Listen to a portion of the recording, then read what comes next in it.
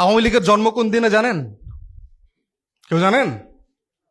ওর জন্ম হয়েছে পলাশী দিবসে 1949 সালের 23শে জুন। 1757 সালের 23শে জুন বাংলার স্বাধীনতার সূর্য অস্তমিত হয়েছিল পলাশীর আম্র কারণে। অতএব আওয়ামী লীগের রক্তধারার নাম হচ্ছে মীর জাফরের রক্তধারার নাম, ঘসিটি বেগম, রায়দুল্লভ, অমিচাঁদ, আর এই জগৎ শেঠদের রক্তধারা, লেন্দুক দর্জির রক্তধারার নাম হচ্ছে আওয়ামী রক্তধারার নাম। এই রক্তধারার ভিতরে শুধু অভিশাপ আছে। এই রাষ্ট্রের একমাত্র নিরাপত্তা হুমকি গত 70 বছর ধরে যারা বাংলাদেশের স্বাধীনতা সার্বভৌমত্বে প্রতিদিন প্রতি রাতে দিল্লির কাছে বিক্রি করে দিচ্ছে, সেই রক্তধারার নাম হচ্ছে আওয়ামী লীগ। অতএব সেই ধারাকে কোনোভাবে কোনো নামে ব্যানারে পুনর্বাসনের রাজনীতির বয়ান যারা তৈরি করছে তারা আসলে দিল্লির আধিপত্যবাদকে ফিরায় নিয়ে আসছে। এবং এইটার এখন তৃতীয় ভাষণ আপনারা দেখতে পাচ্ছেন জাতীয় পার্টির নামে চলছে। এবং এরা কিন্তু ভাই বোনের রাজনীতি করে, দেখবেন একজন যখন বিপদে পড়ে আরেকজন আগায় আসে। দেখবেন যখন আওয়ামী লীগ বিপদে পড়ছে জাতীয় পার্টি আগায় আসছে। আবার দেখেন 90-এর দশকে জাতীয় পার্টিকে তুইলা কোলে তুলে কে নিচ্ছে? আওয়ামী লীগ নিচ্ছে, দুজনকে বাঁচায় রাখে। অথবা এখন বিপদে পড়ছে আওয়ামী লীগ, বাঁচায় রাখার দায়িত্ব নিছে হইলো ওই যে সুইমিং এ নামার সময় দেখছেন না একটা গোল জিনিস পরা লাগে, লাল জিনিস পরা লাগে, দেখছেন আপনারা পানিতে যখন নামছেন? ওইটা হইলো হেরা ভাই বোনরা মিল্লা জিল্লা পরে, যে যখন পানিতে নামে আরেকজনকে জড়ায় ধরে। এখন হইলো ওই কোট পরার দায়িত্ব হইলো জাতীয় পার্টির। অতএব জাতীয় পার্টি কি জিনিস কয়দিন আগে আপনারা দেখেছেন। এই জাতীয় পার্টির একসময় ইন্টারন্যাশনাল অ্যাফেয়ার্সের দায়িত্বে ছিল নর্থ সাউথের একজন শিক্ষক সাকিব রহমান। তার একটা লেখা আসছে দেখবেন নেত্র নিউজে, বাংলাতে এবং ইংরেজিতে। যারা রাজনীতি করছেন তারা দয়া করে পড়বেন। তাকে কিভাবে ইন্ডিয়ান হাই কমিশন ইন্টারফেয়ার করে জিএম কাদেরকে নোটিশ ছাড়া 1 ঘন্টার ব্যবধানে ডিসমিস করছে, কারণ ইন্ডিয়ান হাই কমিশন ইন্টারফেয়ার করছে। এইরকম বহু ঘটনা আছে। জাতীয় পার্টিকে কিভাবে তারা এখনো নাচতেছে।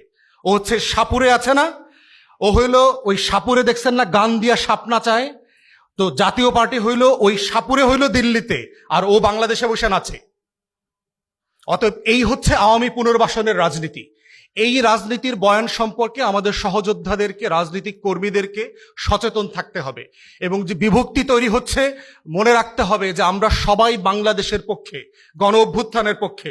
প্রতিযোগিতা থাকবে, প্রতিদ্বন্দ্বিতা থাকবে, কিন্তু সেটা যেন কেউ কারো বিরুদ্ধে শত্রুতায় রূপান্তরিত না হয়। বিএনপি জামাতের শত্রু না, জামাত এনসিপির শত্রু না, এনসিপি এবি পার্টির শত্রু না, আমরা কেউ কারো শত্রু না, এটা মাথায় রাখতে হবে। আমাদের সবার কমন শত্রু হচ্ছে দিল্লি, আমাদের কমন সব শত্রু হচ্ছে আওয়ামী লীগ। এইটাকে কেন্দ্র করে আমার সবার রাজনৈতিক কর্মসূচি সাজাতে হবে। আমরা কি বক্তব্য দিচ্ছি, আমরা কি কথা বলছি, সেটা খুবই গুরুত্বপূর্ণ। এই জন্য আমাদের দ্বিমত যেন ভারতের পকেটে না যায়। তাহলে যেটা হবে, আমরা হেরে গেলে কিন্তু একা হারবো না। বিএনপি যখন ডুবছে গত 16 বছরে, শুধু বিএনপি ডুবছে না, সারা বাংলাদেশ ডুবছে। সারা বাংলাদেশ ডুবছে। যখন জামাত ডুবছে তখন কি শুধু জামাত ডুবছে না, সারা দেশ ডুবছে? সারা দেশ ডুবছে। এই বাংলাদেশপন্থী রাজনৈতিক দলগুলোর ব্যাপারে এই জিনিসগুলো সবার মাথায় থাকতে হবে। দ্বিমত করবেন, আমরাও দ্বিমত করেছি। বিএনপির সাথে অনেক বিষয় আমাদের দ্বিমত আছে। আমরা ঐকমত্য কমিশনে পাবলিকলি বলেছি, কিন্তু তাই বলে তো তারেক রহমানের নাম ধরে গালি দিতে হয়নি। তাহলে তারেক রহমানের নাম ধরে কারা গালি দেওয়াচ্ছে? তারা কারা? যেই গালি আমরা হাসিনাকে দেই নাই, সেই গালি তারেক রহমানকে কেন দিতে হবে? কারা দিচ্ছে? এরা পরিকল্পিতভাবে দিচ্ছে না? যে মরছে সেও যুব দলের, যে মারছে সেও যুব দলের, বিচার চাইতেছে তারেক রহমানের কাছে। ঠিক উল্টা হওয়ার কথা না? রাজনীতি যারা করে, এটা গ্রামার আছে না স্লোগানের, আমার ভাই মূল্য কেন, তারেক রহমান জবাব চাই। আরে তারেক রহমান জবাব দিবে কেমনে? দুইটাই তো তার ভাই। গ্রামার আছে না, ধরেন এই দলের লোকরা সেই দলের মারছে, তখন না স্লোগান দেয় যে অমুক মারলে কেন, আমার জবাব দে, কে কাটটা মারছে। তাহলে পরিকল্পিতভাবে এই স্লোগানগুলো ব্যবহার করা হচ্ছে এক দলের বিরুদ্ধে আর এক দলের এগেনস্টে। কারা করছে? ওই দিল্লির গোলামরা করতেছে, ওই দিল্লির গোলামরা করতেছে।